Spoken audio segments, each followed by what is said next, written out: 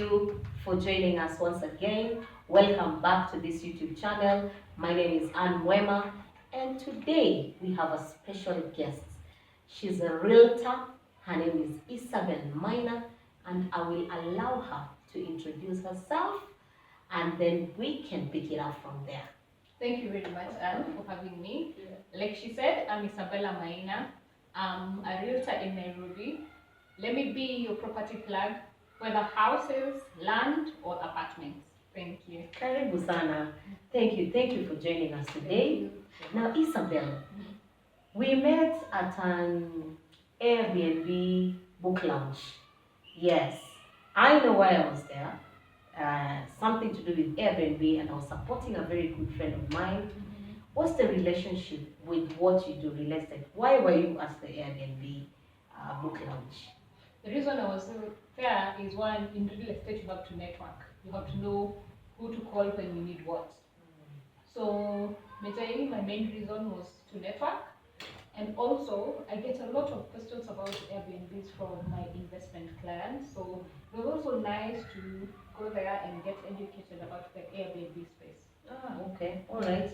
Now, that's a good thing, and I'm happy we met. I'm happy we established that connection, that network, because today would not have been here. Sure. So, but then if I get deeper into now exactly what you do, I know with the Airbnb, our ideal clients may be cut across. When you're looking, if you're looking at real estate, who would be your ideal clients? Most of my clients are either buying property for investment or buying property to live in. So their dynamics are different depending on what the client is looking for. Somebody who is looking for a property to live in, a place to raise their family, they're looking for something different compared to someone who's buying a property for investment.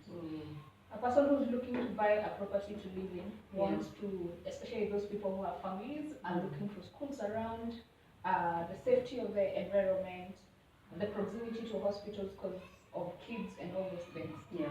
People who are buying property for investment are looking for what is the return on investment. How much time does it take for me to recover the money I'm investing, and how much cash flow does this generate for me on a monthly basis or every so often? Okay. Typically much like Airbnb actually, because I think those are the criteria Airbnb investors will basically be looking at. But if we go a little bit further, when it comes to locations, are there ideal locations you would be keen to look at? Are there places that your investors would drive you to look at, or would they be keen to invest in certain location as opposed to others? How do you go about that? I would say it depends with the investor. Different investors want different things. Say for guys who are buying apartments for investment, they'll prefer places that the return on investment is higher, say the likes of Kilimani, Westlands, Kileleshwa, and Lavington. Tell us a little bit more. If you're looking at comparison between Kilimani and Westlands, in terms of return on investment, because I get this also quite often when it comes to Airbnb investments. A lot of our clients come and ask, do I invest in Westlands for Airbnb business, or do I invest in Kilimani? What would your take be around real estate? In Kilimani, the pricing even also for the apartments is kidogo on the lower side, and in Westlands the prices are a bit higher. Yeah. This is why. And the return on investment in Westland is also very high. Okay. This is why every person that lands into Kenya, the very first place, diasporians, let's say the people from the West or from anywhere, any other part of the world that are not Kenyans, the first place they land is Westlands. Before they figure out where to go, they come to Westlands. And also the proximity now, because of the expressway, the proximity of Westlands from JKIA is also very close. Yeah. So you find the return on investment in Westlands is really high. say a one-bedroom apartment for rental income. Yes. When we talk about rental income for a bed, rental income for one-bedroom apartment in Kilimani is between 60 and 70K. In Westlands, the same unit, just moving it to a different location, will fetch you 90 to 110 in terms of rental income. Oh yes. So now that triples down, that doubles when you're doing Airbnb. Yeah. So location, that's how location comes to play. Then also there's other aspects that determine what a client will also invest in. Yeah. Let's say sometimes you get clients that want to purchase or want to set up, say, malls or things like that. So someone would prefer to set up a mall on Kiambu Road or Kamiti Road. Yeah. And want to do that. Or an even urban residential area. Yeah. As opposed to how, I think those are the factors that we also experience. Based on what the client is looking for and what the expected return is, especially for investment. For people who are looking for properties to live in, basically it's the serenity of the space. Whether they have a family or not, so they look at the safety, security, and they have a long-term projection of how the area will evolve over time, based on how long they plan to live in the area. Yeah. There are also people who purchase properties to live in, but in the long term, they see themselves moving to other places. Yes. So now, in the event of those people maybe who live far from where the investment are, do you often get questions for, in terms of management of those units? Because from how we've been operating, a lot of our concerns or questions come to play when it comes to Airbnb management. Yeah. So people do not have an idea of how do they go about management services when they have properties or they are not within the vicinities of those places. How do you go about that? How does that come into play? So yes, I do get clients who invest by purchasing property and they do not have no idea on how to go about it, and that's why you come in. Yes. We do management services. We cut across. So at Homes by Mwema, we do Airbnb management services and consultation services. And Isabel has been very kind to share with us some of the clients that she's been getting from the real estate. But I feel like there's also quite a similarity when it comes to management. We have buildings that offer full management services even after completion. So if you're looking at, for example, an investor who is looking at Westlands, for example, just for comparison purposes, do you advise them based on the developers, the history of the developers, how the unit will be managed? How do you go about that? Most of the time, most developers will provide management to a particular level. They don't do complete management. Yes. In the sense that they will manage the common areas, the cleanliness of the common areas. They will manage the concierge, the coming in and coming out of people in the area, but they may not take care of the particular units. And most of the clients that I've referred to want to know how will be my unit cleaned? How do I also get clients to the space? All these things that the developer will not be able to do for them. Okay. So I feel like that gap is what your services actually cover. Yes. Thank you so much. Now, if we get into a different sector now of marketing, because I know real estate is also quite vast. For Airbnb management, when it comes to marketing is very important, and a lot of our clients come, especially the ones who are consulting for the first time or they are new Airbnb owners, and this is the first time they are doing this. Marketing is not something that they fully grasped.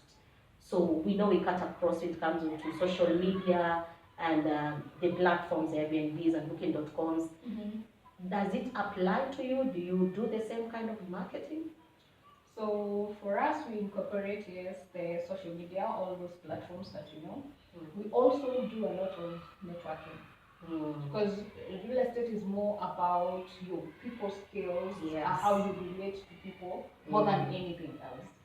Let's say, let me give an example of how we meet. If we didn't meet and follow up with conversations and all those things, Yes. the relationship would have died from just us meeting there and never talking again. So, and you're able to refer clients to me because there's someone you know who is in real estate. Yes. You may network. Networking is important because you may not be my client, but you have someone who you know who's looking for a property. And based on the virtue of being human, Yes. we have to live in a house. So everybody needs a house. So Yes. the constant networking, the constant meeting up with people, and just being friendly and getting to know them and them getting to know what you do. That way they're able to give you referrals as well. On a daily basis. Yeah. Okay. I think that makes a lot of sense. Yeah. And it's very important to also just we'll try and incorporate networking on events as well. Yes. And but one thing that maybe before we miss it out is when it comes to Airbnb, there's always an aspect of risk management. So Airbnb investors would be looking at what is my income versus my expenditure. So for Airbnb there are two types. There are those that are renting out, in which case the rental expenditure is very critical for them to know how much is it that they're going to spend monthly on rent and other expenses versus the income. And then we have the owners of those units who do not have rent to pay, and so the expenditure is not probably as much as there. Do you have risk management? Do you take care of that when it comes to real estate? Of course. And risk management in real estate comes in when I'm dealing with clients who are particularly buying. This is particularly for clients who are buying off plan. So the risk management is engaging me, linking you to developers that I've worked with for a longer time. Yes. Developers that I know will complete the units. Developer that if they told you your one bedroom is going to be 80 square meters, developers who are going to deliver the 80 square meters and no inches or square meters less. Yes. So having or working with my clients, I just make sure that I give them developers, especially for those clients who are buying a plan, that I know I'm going to deliver on the job. See, at you deposit 20% of say 10 million, and what you get is so far from what you actually ordered. Yes. So I try to mitigate by working with developers that I've worked with over time, by seeing what they have done before. Yes. And I actually take clients through that process as well, showing them what the developers have done before and showing them what they're doing now or what they're selling off plan now. And also the reassurance that the period of construction that they have given is what is going to be the actual construction period. Most developers do between 24 to 36 months. Then the other part is due diligence. While buying property, you have to do your due diligence. And let no one lie to you about not doing it or skipping it or trusting someone. It's important to engage a lawyer so that usinunue property hapa na the land was allocated for a primary school or a road or then unapata umeoshwa.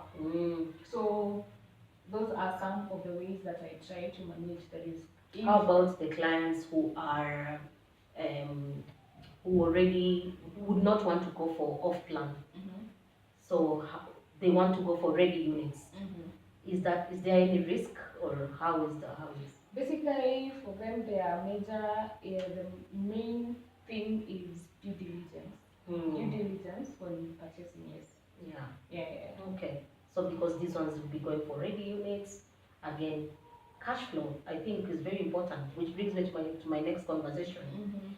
Budget for someone who's going for an off plan versus budget for someone who's going for fully developed ready unit, because I know for Airbnb, when it comes to management of Airbnb, we advise based on the budget the client has.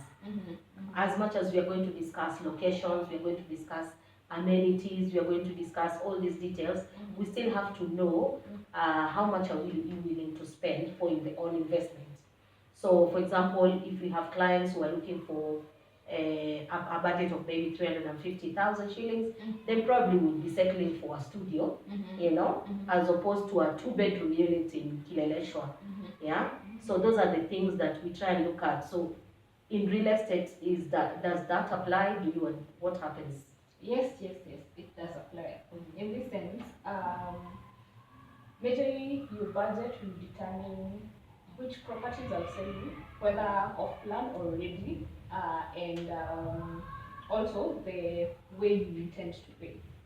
Say for off plan, because it's payable in installment, which can be quarterly or biannually or annually, depending on the agreement that you make with the developer. Oh, okay. Which can be either it's actually monthly, quarterly, or biannually. So depending on the kind of the payment plans are arrangements that can be tailor-made to your needs. So for those who want to pay in installments, off plan is usually the best. For those who have interested in buying cash, they can buy both off plan and they can also buy ready units. Then there are also developers who don't accept the installment method, especially for those developers who do homes. And when I say homes, I'm saying locations where families you can actually raise a family. Yeah. Those ones don't usually accept installments, because also it takes shorter periods for them to develop the particular houses. The only thing such developers accept is either cash or mortgage. Also for apartments, there is also the aspect of also mortgage, but this is only for complete units. Then also there is this aspect also of mortgage through the KMRC that allows people to buy property for less than 10.5. The maximum they offer, as long as you are a first-time home buyer and you're buying a property below 10.5 billion, they offer you a mortgage of 100%, as long as you pay. The interest is usually 9.5%. Oh, okay. Yeah, that's okay, quite yeah. But for other properties that are above that, then you deal with the local market rates from the banks. Oh, okay. Yeah. That is nice. Thank you so much, Isabella, for coming. That is very informative. Very, very informative, lady. Very nice information about real estate and investment. But before we go, tell us a little bit about where can we find you. If you're looking for investors, if you're looking for